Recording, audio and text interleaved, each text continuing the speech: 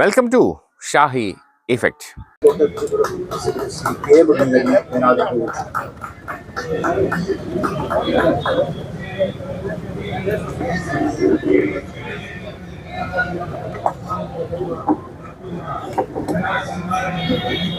യോഗത്തിന്റെ അധ്യക്ഷൻ ശ്രീ കരവഴ കൃഷ്ണപിള്ളാവുടെയും ജില്ലാ കോൺഗ്രസ് കമ്മിറ്റിയുടെ പ്രസിഡന്റ് ശ്രീ പാലോട്ടൂരി APCCയുടെ ജനറൽ സെക്രട്ടറിമാർ PM ലിജു, സുരേരൻ, മറ്റ് പ്രിയപ്പെട്ട നേതാക്കന്മാരും സഹായികളെ സഹോദരി സഹോദരന്മാരും മാധ്യമങ്ങളും സഹകരണ നിധിയുടെ നേതൃത്വത്തിൽ സമരത്തിനിടയാക്കിയ സാഹചര്യം സഹകരണ മേഖലയെ ഞെക്കിക്കൊല്ലാൻ കേന്ദ്ര സംസ്ഥാന സർക്കാരുകൾ മത്സരിക്കുന്നു. കേന്ദ്രമാണെങ്കിൽ നേരിട്ട് കാര്യങ്ങൾ കൈകാര്യം ചെയ്യുന്ന അവസ്ഥയിലേക്ക് കേന്ദ്രത്തിൽ ഒരു സഹകരണ വകുപ്പ് രൂപീകരിച്ചപ്പോൾ അന്ന് സഭയിൽ അംഗങ്ങളായിരുന്ന ഞങ്ങളൊക്കെ ഒരു കാര്യം പറഞ്ഞു.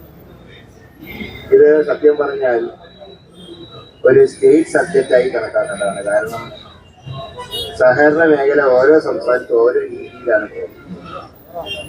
താഴെ തട്ടിലേക്ക് ഇറങ്ങിച്ചേർന്നൊരു സംസ്ഥാനം കേരളം. നിങ്ങളൊരു പൊതു നിയമം കൊണ്ടുവരുമ്പോൾ അത് ഏറ്റവും ബാധിക്കുന്നത് കേരളത്തിലാണ്. അതുകൊണ്ട് തന്നെ ഈ ഒരു വകുപ്പ് പ്രത്യേകിച്ച് അമിത്ഷാ ഇതിന്റെ വകുപ്പ് ഏറ്റെടുത്തപ്പോൾ തന്നെ അപകടം എല്ലാവരും മണക്കാം. കാരണം ഗുജറാത്തിലെ ഇങ്ങനെ ചില സർക്കസ് കാണിച്ചിട്ടാണ് അധികാരം. അതുകൊണ്ട് ആ ഏർപ്പാട് കേരളത്തിൽ വേണ്ട, നിങ്ങൾ നേരിട്ട് കൈകാര്യം ചെയ്യുന്നത് വേണ്ട എന്ന് ഞങ്ങൾ അന്ന് ശക്തമായിട്ട് പറഞ്ഞു.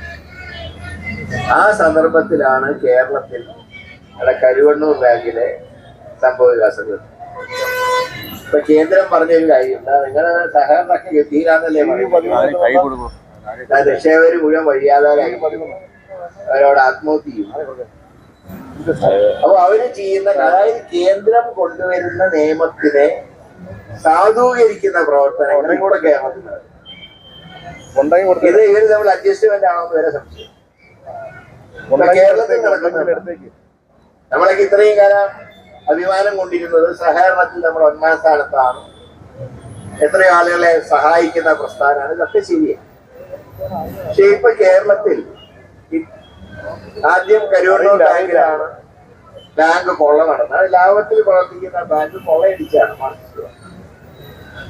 നിക്ഷേപകരെ വഴിയാധാരമാക്കി പല ആത്മഹത്യ. സംസ്ഥാന കേരള ബാങ്കിന്റെ ചെയർമാൻ പറഞ്ഞു, ഞങ്ങൾ കോമ്പൻസേഷൻ കൊടുക്കാനൊന്നും പേടിക്കണ്ട, ഞങ്ങൾ വേണ്ട സഹായിക്കുക. അപ്പോഴാണ് റിസർവ് ബാങ്ക് പറയുന്നത്, നിങ്ങൾ എന്ത് കണ്ടിട്ടാ സഹായപ്പെട്ടത്?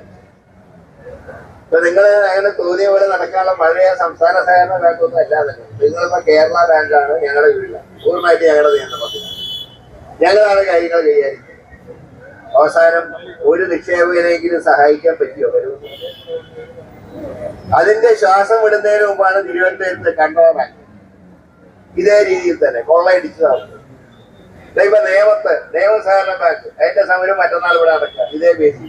അതിൽ നിക്ഷേപകരെന്ന് പറഞ്ഞാൽ മഹാഭൂരിപക്ഷവും CPM.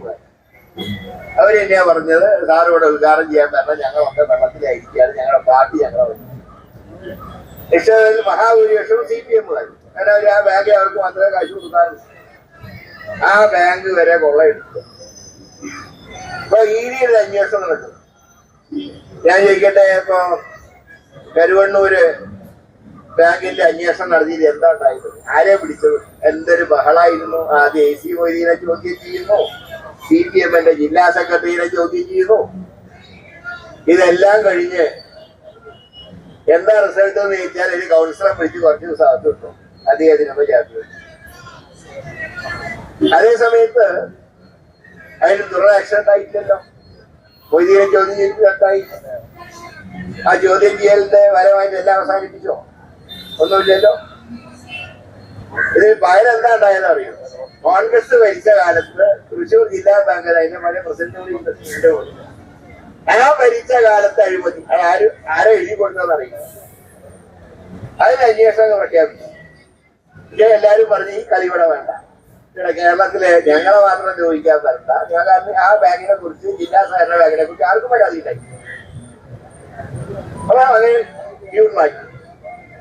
അപ്പൊ ഏതെങ്കിലും ഇലക്ഷൻ വരുമ്പോഴാണ് കരുവണ്ണൂർ ബാങ്കിന്റെ ഇ പരിശോധന. അപ്പൊ ആ രീതിയിലായി ഇലക്ഷൻ മാനേജ്മെന്റിന്റെ അവസരമായി ഇ ഇതിലൊക്കെ എടുക്കുക. അപ്പൊ ഈ ബാങ്കുകൾ താർക്കല് മാത്രമല്ല, ഉള്ള ബാങ്കുകൾ UDF ഭരിക്കുന്ന ബാങ്കുകൾ അട്ടിമറിക്കാൻ നോക്കുക. ഷാഹിമോൻ എന്റെ മുമ്പിലുണ്ടല്ലോ, അവിടെ എന്താ നടന്ന രാഷ്ട്രീയ ബാങ്കില്? ആ ബാങ്കിലെ വാർഷിക യോഗം അടിച്ചു കലക്കിയതിന്റെ അടുത്ത ദിവസം അത് പിരിച്ചു വിട്ടു. കാരണം കോൺഗ്രസ് ഭരിക്കുന്ന UDF ഭരിക്കുന്നതാണ്. അവസാനം ഹൈക്കോടതി അത് റദ്ദാക്കിയിട്ട് പറഞ്ഞു വാർഷിക യോഗം നടത്താൻ പറഞ്ഞു. നടത്തിയപ്പോഴുള്ള അവസ്ഥ എന്താ? യോഗം നടത്താൻ കഴിഞ്ഞു, പക്ഷേ അവിടുത്തെ ജീവനക്കാർക്കൊക്കെ തല്ലുന്നു. ഞാൻ അതിന്റെ മുമ്പിൽ സമരത്തിന് വന്നതാണ്. ഞാൻ കഴിഞ്ഞ 2 മാസം മുമ്പ് അവിടെ ജീവനക്കാരെ തല്ലുന്നു. അങ്ങാടി തന്നെ അമ്മയോട് കേട്ടിട്ട് ജീവനക്കാരെ തല്ലുന്നു. ഇതും കഴിഞ്ഞപ്പോഴാണ് കോഴിക്കോട് ചേവാർ ബാങ്ക്. ചേവായൂർ ബാങ്കിൽ എന്താ കാണിച്ചത്? അവിടെ ഭരിച്ചിരുന്നവര് കൈയിട്ട് വാരിയപ്പോ കോൺഗ്രസ് പാർട്ടിയെ തീരുമാനമെടുത്തു, ഇത് കൊള്ളക്ക് ഞങ്ങൾ കൂടുതൽ കുറെ ആൾക്കാർ സ്ഥിരമായിട്ട് അങ്ങ് ഭരിച്ചോണ്ടിരിക്കും. കൊള്ള പറഞ്ഞപ്പോ ഇത് ഞങ്ങൾ അംഗീകരിക്കും, പുതിയ പാനലുണ്ടാക്കി ഡെവലേഷൻ കൊടുത്തു. അപ്പോഴാണ് സഖാക്കൾ രംഗത്ത് വരുന്നത്, പഴയ പാനലിനെ സംബന്ധിക്കുക. ഇത് ഇപ്പൊ ഭരിക്കുന്ന ആ പാനലിനെതിരായിട്ട് സമരം ചെയ്ത പാർട്ടിയാണ് മാർക്സിസ്റ്റ് പാർട്ടി. ജില്ലാ കമ്മിറ്റിയുടെ നേതൃത്വത്തിൽ അവരെ നിലവിലുള്ളവരെ സ്പോൺസർ ചെയ്തു. മത്സരം നടന്നു. ഹൈക്കോടതി പറഞ്ഞ് പോലീസ് പ്രൊട്ടക്ഷൻ കൊടുക്കാൻ. 32,000 വോട്ടർമാരുണ്ട് ആ ബാങ്ക്. എനിക്കറിയാം, ഞാൻ അവിടെ നിർക്കാര്യം എത്തി ചെയ്യുന്നതാണ്. ആ ബാങ്കിൽ പോലീസ് പ്രൊട്ടക്ഷൻ കൊടുക്കാൻ പറഞ്ഞു. രണ്ടാമത് കോടതി പറഞ്ഞു ഐഡന്റിറ്റി കാർഡ് പരിശോധിച്ചിട്ട് മാത്രമേ അകത്ത് വരണം. ആ ഇലക്ഷന്റെ ദിവസം അവസ്ഥ എന്താണ്? 6 മണിക്ക് തന്നെ വ്യാജ വോട്ടർമാരുടെ ക്യൂ. ചേവായൂർ ബാങ്കിന്റെ പ്രവർത്തനം കോഴിക്കോട് സിറ്റിയിലാണ്. പക്ഷെ ക്യൂ നിൽക്കുന്നൊക്കെ നാദാവൂരും മറ്റേ അതുപോലെ വേപ്പയ്യൂരും കുറ്റിയാടിയും ഒക്കെ വന്ന ആൾക്കാർ ക്യൂ ആണ്. യഥാർത്ഥ വോട്ടർമാര് ചെന്നു, ഞങ്ങളുടെ വോട്ടർ ഞങ്ങളുടെ ഐഡന്റിറ്റി കാർഡ് ഉണ്ട്. അവിടുത്തെ സഖാക്കൾ നിയോഗിച്ച നമ്മുടെ കൺസ്യൂമർ ഫെഡിന്റെ ചെയർമാൻ മെഹബൂബ് അതിയാണ് ഈ ഗുണ്ടായുസത്തിന് നേതൃത്വം കൊടുത്തത്. അതി അവിടെ പറയാണ് നിങ്ങളുടെ ഐഡന്റിറ്റി കാർഡൊന്നും ഇവിടെ ആർക്കും കാണുന്ന, എരിച്ച് ദൂരെ കളയും, പെരേക്ക് മാറി തല്ല് കിട്ടണമെങ്കിൽ മാറി. MK രാഘവനും DCC പ്രസിഡന്റ് പ്രവീൺ കുമാറിനെ ഒക്കെ ദേഹോദരേൽപ്പിക്കാൻ നോക്കിയത്. ഇതിൽ അവസാനം പോലീസ് നോക്കുകുത്തിയായിട്ട് നിൽക്കുമ്പോ പാർട്ടി പ്രവർത്തകരെ CPM-ന്റെ ഗുണ്ടകൾ യഥാർത്ഥ വോട്ടർമാരെ അടിച്ചു. 32,000 വോട്ടർമാരിൽ ആകെ വോട്ട് ചെയ്ത് 8,000 വോട്ടർമാരെ വോട്ട്. അതിൽ 2,000 വോട്ട് കള്ളവോട്ട്. എന്നിട്ടും UDF-ന്റെ പാനലിന് 3,000 വോട്ടോളം 8,000 വോട്ട് പോൾ ചെയ്തേ. 32,000 വോട്ടർമാരിലാണ് 8,000 വോട്ട് നോക്കണം. അതിൽ 2,000 കള്ളവോട്ട്. ഇതെല്ലാം ചെയ്ത് ആ ബാങ്ക് പിടിച്ചെടുത്തു. ഇതാണോ ജനാധിപത്യം? ഇതാണോ സഹകരണ മേഖല ജനാധിപത്യത്തിന്റെ? എല്ലാ കൊല്ലം സഹകരണ വാരം ആഘോഷിക്കും. എന്താ സഹകരണ വാര ആഘോഷം? കേന്ദ്രത്തിനെതിരായിട്ട് 4 ഡയലോഗ് അടിക്കും. ഡയലോഗ് മാത്രമല്ല, അപ്പുറത്തേക്ക് പോവില്ല. പിന്നെ ചെല്ലുന്നവർക്കൊക്കെ ഓരോ ഫയലും കുറച്ച് പേപ്പറും ഒരു പെന്നും, അതും ഹോൾസെയിലായിട്ട് എവിടെന്നെങ്കിലും വാങ്ങുന്ന പെന്നുമായിരിക്കും. ഇത് കഴിഞ്ഞൊരു ശാപ്പാട് കൊടുക്കും. ചില ആദ്യത്തെ ദിവസം വെയിറ്റ് ചെയ്യുന്നുണ്ടാവും, 2ാം ദിവസം നോൺ വെജ് ഉണ്ടാവും. അതുകൊണ്ട് സംഭവം കൃഷ്ണാവിലൊക്കെ പറഞ്ഞിട്ട് ഞാനും ഒരു സെമിനാറിന് പോയതാണ്. സെമിനാറും കാര്യങ്ങളൊക്കെ ഗംഭീരമായി നടന്നു, അത്ര തന്നെ. പക്ഷെ അതിൽ പറയുന്ന പാസ്സാക്കി ഒരു പ്രമേയവും അത് അവരെ തന്നെ ലംഘിച്ചു. അപ്പൊ അതുകൊണ്ട് ഇത് 2 കള്ളന്മാരും. കേന്ദ്രം ഭരിക്കുന്നവരും കള്ളത്തരം കാണിക്കുന്നു, സംസ്ഥാനം ഭരിക്കുന്നവരും കള്ളത്തരം കാണിക്കുന്നു. അതുകൊണ്ട് കേന്ദ്രത്തിനെതിരായിട്ട് സമരം ചെയ്യണമെങ്കിൽ നമ്മൾ തനിച്ച് ചെയ്തോളാം. അതിനൊരു ഇടതുപക്ഷക്കാരുടെ ആവശ്യമില്ല. അവരും കൂട്ടിയിട്ടുള്ള സമരം. കാരണം ഇവർക്കെതിരായിട്ടാണ് മെയിൻ സമരം നടന്നത്. മറ്റവരെ പിടിച്ചെടുക്കാൻ നോക്കുകയാണെങ്കിൽ കയ്യിലുള്ളത് കൈയിട്ട് വാരുകയാണ്. അതുകൊണ്ട് ഇവിടെ സഹകരണ മേഖല എന്ന് പറഞ്ഞാൽ അതിനെ പകർത്തുകയാണ്. ഇത് നമുക്ക് കൈയും കെട്ടി നോക്കിയിരിക്കാൻ സാധ്യമല്ല. അതുകൊണ്ട് തീർച്ചയായും നേരത്തെ അവിടെ സൂചിപ്പിച്ചു ഓൺലൈൻ ട്രാൻസ്ഫർ എന്തൊക്കെയാ നടക്കുന്നത്. പണ്ടൊക്കെ സഹകരണ മേഖലയിൽ ഒരു പ്രശ്നം വന്നാൽ സഹകാരികളെല്ലാം ഒറ്റക്കെട്ടായി നിന്നിരുന്നു. ഇന്നത്തെ അവസ്ഥ എന്താ? ആദ്യം തന്നെ കേരള ബാങ്കാക്കി. ഞാൻ സഭയില് ഈ ബില്ല് കൊണ്ടുവന്നപ്പോ ഞാൻ ചർച്ചയിൽ പങ്കെടുത്ത ആളാണ്. കടാമ്പള്ളി സുരേന്ദ്രനാഥ് വകുപ്പ് വന്നു. ഞാൻ പറഞ്ഞു നിങ്ങൾ കാണിക്കുന്ന അബദ്ധം. ഇത് നിങ്ങൾ പൂർണ്ണമായിട്ടും റിസർവ് ബാങ്കിന് നിങ്ങൾ വിട്ടുകൊടുക്കുകയാണ്. ഇതിന്റെ ഫലം നിങ്ങൾക്ക് ഇനി ഒരാളെ പോലും സഹായിക്കാൻ പറ്റും. കടകംപള്ളി പറഞ്ഞു നമുക്ക് മത്സരിക്കണ്ടേ, ആരോട്? സ്വകാര്യ ബാങ്കുകളോട് മത്സരിക്കണ്ടേ? മത്സരിക്കണ്ടേന്ന് ഞങ്ങൾ പറഞ്ഞു ഇത് അപകടമാണ്. അന്ന് കടകംപള്ളി പറഞ്ഞു അത് കുഴപ്പമില്ല, നമ്മളിപ്പോ ഈ 2 കൊല്ലം കൂടെ കഴിഞ്ഞാൽ മോടി മാറി നമുക്കൊക്കെ പങ്കാളിത്തമുള്ള സർക്കാർ വരുമല്ലോ. ഞങ്ങൾ പറഞ്ഞു എന്നാലും ഈ 2 കൊല്ലം മുന്നോട്ട് പോകണ്ടേ, ഈ ഒരു സ്ട്രക്ചർ നിങ്ങൾ ഉണ്ടാക്കി കഴിഞ്ഞാൽ പിന്നെ മാറ്റാൻ ബുദ്ധിമുട്ടാണ്. അതൊന്നും അംഗീകരിച്ചില്ല. ഭരണകക്ഷി MLA-മാര് ഒരു സംശയം പറഞ്ഞല്ലോ. VT റഹീം വരെ ചോദിച്ചു ഇത് എങ്ങനെ മുന്നോട്ട് പോകാൻ കഴിയും. അവസാനം മുഖ്യമന്ത്രി എഴുന്നേറ്റു ഇനി കടകംപള്ളി പറയുന്നതിന് തെറ്റുണ്ടാകുന്ന വിചാരിച്ചു. ഇങ്ങനെയൊക്കെ ചെയ്യാൻ ഞങ്ങൾ തീരുമാനിച്ചു. പിന്നെ എന്താ പറയാ, ഇങ്ങനെയൊക്കെ ചെയ്യാൻ ഞങ്ങൾ തീരുമാനിച്ചു. കഴിഞ്ഞ ദിവസം ഇതുപോലെ ഉണ്ടായി. വാട്ടർ അതോറിറ്റിയുടെ ജീവനക്കാര് മുഖ്യമന്ത്രിനെ കാണാൻ പോയി, ഭരണകക്ഷിക്കാര്. അവര് പറഞ്ഞു ദയവായിട്ട് ഇത് സ്വകാര്യവൽക്കരിക്കരുത്, ഞങ്ങള് ജോലിക്ക് സംരക്ഷണം നൽകണം. മുഖ്യമന്ത്രി പറഞ്ഞ എന്താ അറിയോ, നിങ്ങളുടെ ജോലിക്ക് ഞാൻ സംരക്ഷണം തരാം, പക്ഷെ ഇത് പ്രൈവറ്റൈസ് ചെയ്യണോ വേണ്ടെന്ന് തീരുമാനിക്കാനാണ് ഞാൻ ഈ കസാരയിൽ, നിങ്ങളല്ല തീരുമാനിക്കുന്നത്. ഇതൊക്കെയോടെ അവസാനം എന്തായി? ഇന്നിപ്പോ സഹകരണ മേഖലയ്ക്ക് ആരെങ്കിലും സഹായിക്കാൻ കഴിയുന്നുണ്ടോ? കാരണം കേരള ബാങ്കായി മാറി, ജില്ലാ ബാങ്കുകൾ ഇല്ലാതായി. ഇപ്പൊ ഞാൻ കഴിഞ്ഞ ദിവസം പാലക്കാടുണ്ടായിരുന്നു, നെൽകർഷകരുടെ സമരത്തിൽ നെല്ലിന്റെ സബ്സിഡി കിട്ടുന്നില്ല. അവര് പറയാണ് ജില്ലാ സഹകരണ ബാങ്ക് ഉണ്ടായിരുന്നപ്പോ ആര് ഭരിച്ചാലും ശരി കൃത്യമായിട്ട് ഞങ്ങൾക്ക് സബ്സിഡി ബാങ്ക് തന്നില്ല. ഇന്ന് തന്നെ ചോദിക്കുമ്പോ അയാൾക്ക് വകുപ്പൊക്കെ മാറി, ഞങ്ങളിപ്പോ കേരള ബാങ്കിന്റെ ആൾക്കാർ. അപ്പൊ ഞാൻ MP ആയിരുന്ന സമയത്ത് ഈ ലീഡ് ബാങ്ക് യോഗത്തിൽ ഞാൻ പങ്കെടുത്താണ്. ചിലപ്പോ റിട്ടേൺ വെച്ച് MP-മാർ അധ്യക്ഷ വഹിക്കാറുണ്ട്. ആ യോഗത്തിൽ ചെല്ലുമ്പോ കാനറ ബാങ്ക് പോലെ ഫെഡറൽ ബാങ്കിനെ പോലെ തന്നെ കേരള ബാങ്കുകാരുണ്ട്. അവിടെ തന്നിട്ടുള്ള ലീഡ് ബാങ്കിന്റെ ആൾക്കാര് പൂർണ്ണമായിട്ടും റിസർവ് ബാങ്കിന്റെ നിയന്ത്രണത്തിലാണ്.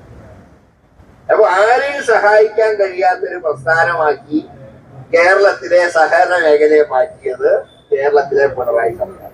ശരിക്കും പറഞ്ഞാൽ ഇവിടെ 1-ാം പ്രതി സത്യം പറഞ്ഞാൽ കേരള ഗവൺമെന്റ്, 2-ാം പ്രതിയെ കേന്ദ്രത്തിലുള്ളൂ. കാരണം കേന്ദ്രം മൊത്തം കയറ്റു വരുന്നതിന്റെ ഭാഗമായിട്ട് നിയമം കൊണ്ടുവന്നു, ഒരു വകുപ്പുണ്ടാക്കി. ഇവിടെ അങ്ങനെയല്ല, ഉള്ളതിനെ നശിപ്പിക്കാൻ നോക്കും, ഉള്ളതിനെ നശിപ്പിക്കാൻ നോക്കുകയല്ല, നശിപ്പിച്ചു. അതിന്റെ ഭാഗമാണ് കേരള ബാങ്ക്. കേരള ബാങ്കിന്റെ അവസ്ഥ എന്താ? കേരള ബാങ്കിന്റെ പ്രതിനിധികളൊക്കെ കൂട്ടിയിട്ടുണ്ടല്ലോ. അതിന് മുമ്പ് നമ്മൾ ദിവസേന സമരം ചെയ്യാറുണ്ടല്ലോ. പ്രതിപക്ഷ നേതാവ് ഞാനൊക്കെ പങ്കെടുത്ത ഒരുപാട് സമരങ്ങൾ അവിടെ ഉണ്ട്. എന്താ അവിടുത്തെ ജീവനക്കാർക്ക് ജോലി ഉറപ്പില്ല.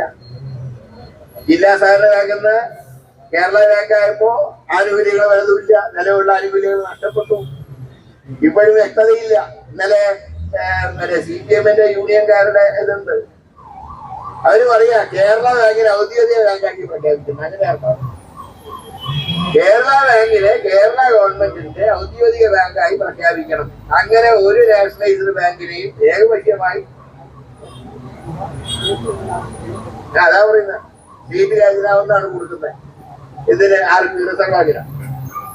മുമ്പ് സംസ്ഥാന സഹകരണ ബാങ്ക് എന്ന് പറഞ്ഞാൽ സഹകരിപ്പിക്കുന്ന ബാങ്കാണ്. ഇതൊക്കെ അങ്ങനെയല്ല. അതുകൊണ്ട് കേരളത്തിലെ സഹകരണ മേഖലയെ തകർത്തതിന്റെ 1-ാം പ്രതി പിണറായി സർക്കാർ. ഇന്ത്യയിലെ ഈ പ്രസ്ഥാനം തകർക്കുന്നതിൽ കേരളത്തിൽ അതിന്റെ ചുക്കാൻ പിടിക്കുന്നത് പിണറായി വിജയൻ. അതുകൊണ്ട് തന്നെ രണ്ടുപേരും ആസവനൊക്കെ പറഞ്ഞാൽ അദ്ദേഹത്തിന് കാര്യമുള്ള റോളൊന്നുമില്ല. എന്താണോ പിണറായി പറയുന്നത് അത് അതേപടി അനുസരിക്കുക എന്നല്ലാതെ യാതൊരു രീതിയിലും അങ്ങോട്ടൊന്നും പറഞ്ഞുകൂടാ. കാരണം രാജാവിനോട് മുഖത്ത് നോക്കി കാര്യം പറയാൻ പാടില്ല എന്നാണ് ഇപ്പോഴത്തെ സിസ്റ്റം.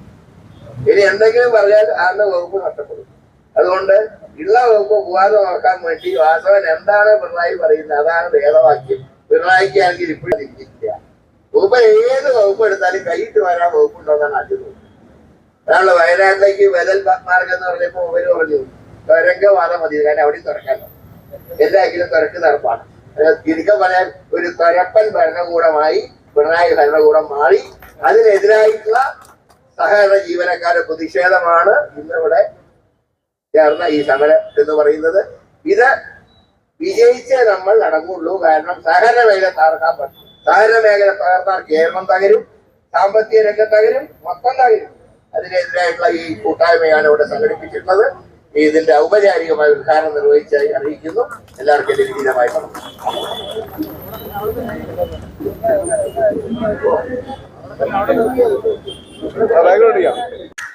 കൂടുതൽ വിശേഷങ്ങളുമായി വീണ്ടും കാണാം. അതുവരെ ഏവർക്കും നന്ദി, നമസ്കാരം.